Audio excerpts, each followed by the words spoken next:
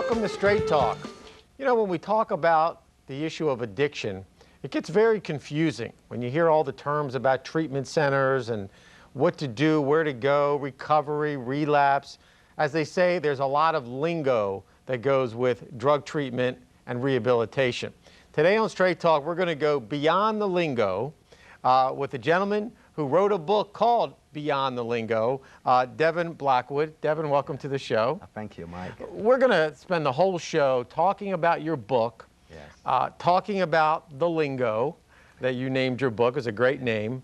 And really talk about the stages of addiction, yes. and try to inform our audience of what is addiction, what do you look for, how do you deal with it if it's in your family, where do you go for help, and really kind of walk through this step. So let's start with, the beginning. Why did you write a book?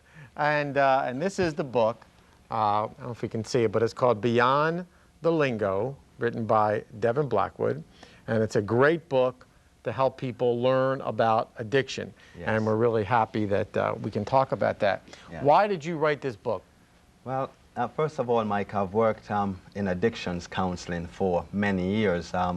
I do consultation at Johns Hopkins Psychiatry, and for the past almost 15 years now, I've worked with children, youth, and also adults. And so many people come to us suffering from addictions, particularly alcohol addiction, as well as other drug addiction like heroin and cocaine, and even prescription pills.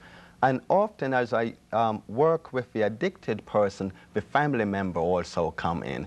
But they are totally stuck on what to do. They are desperate, they are confused and very perplexed about how to help, how to intervene.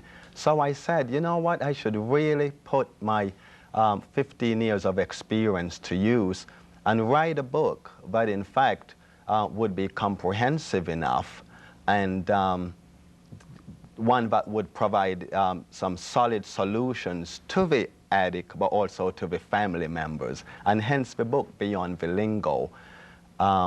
It gets kind of confusing, when when we try to tell people, like people call when they need help. Right. They won't call any other time. They call because it's a crisis. Yes. And then all of a sudden they're told, well, you have to go to an insurance company, you have to go for detox, you have to go It's very confusing to somebody who's just calling looking for help. Well, many times, in fact, our society sometimes sends a totally mixed message. First of all, they said that we should really care about families and really cater to mental health and emotional health. But in fact, when people suffer so much from addiction and really do try to get the help that they need, there's sometimes no help out there. So many people who suffer from addiction don't have insurance, they don't have the kinds of resources that they need, and many times there's very little help for the family members. And that is why so much people do stay addicted. The fact is that so much of them really do want to get help, but they really don't know where to turn. I don't really think American society in general is too keen on mental health because the stigma is still out there. An estimated 14 million people do suffer from a mental illness, like depression, for instance. But so many people stay with depression for so long without really talking about it because they are so stigmatized.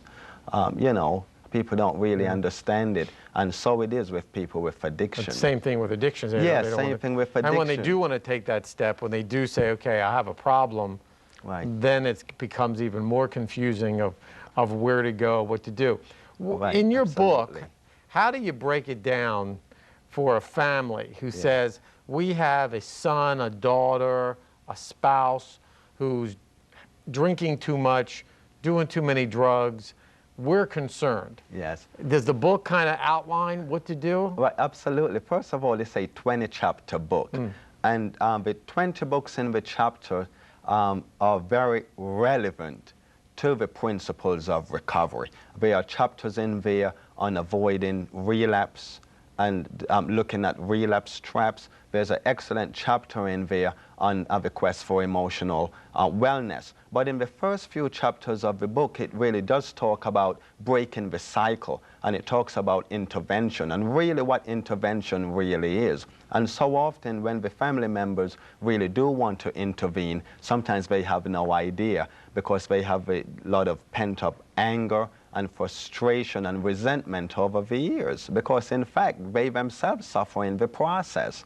So sometimes when they really do try to go into the intervention, they go into the intervention with so much anger and so much tension, and in fact it doesn't work out very well. But the book though really does have some chapters that really walk the family members through really what intervention is, how to help, and how not to help. There's also a chapter in the book on codependency, breaking the cycle of codependency and enabling, because in fact some of the things that reinforces the addiction is really the enabling and codependency patterns from the family themselves. Okay, well, let's get into, because now, see, you're hitting me with all the lingo now. Now we got to get, as your book says, beyond the lingo. Yes. You know, you use a lot of words that a lot of people may not know. Codependency, Right. enabling, Exactly.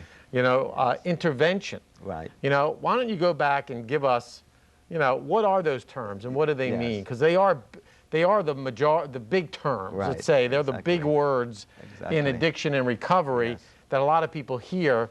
Yes. Let's get your definition of intervention, enabling, codependency. Yes. Let's talk about that. Yes, well, so many times people in general public and also clinicians use the term crisis intervention, but intervention is the process in which people have a confrontation. It is when the family system come together or outside professional people come together to take a real solid look at the behaviors of the addicted person, but also to see how they can come up with solutions as a collective body to help them. It is when people sit down together, either in a therapist's office or in a doctor's office, and they point out the detrimental things that's been happening in the person's life. But they also relate it to the impact that the family and also children suffer from that.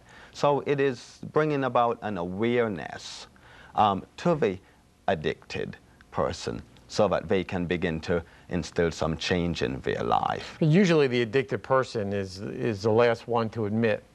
I mean, anytime you've tried to help somebody who's an addict, they always say, I don't have a problem, it's not my fault, it's your problem. And so the intervention, kind of pulls them together and shows the addict that this is your behavior. Right, absolutely. Yeah, the intervention, the reason why intervention works, well, at least effective intervention, is really when they are experts. And so often family members will say, well, I don't think that we can do it alone. How can we get the help of experts? Experts in the field are dynamic helpers in really helping families and walking them through the process.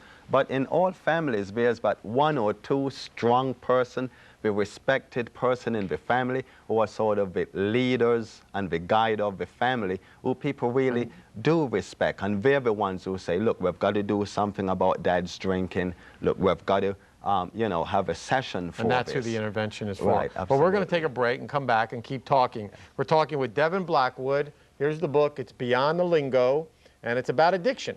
So when we come back to Straight Talk, we're going to continue our talk with Devon. So come right back.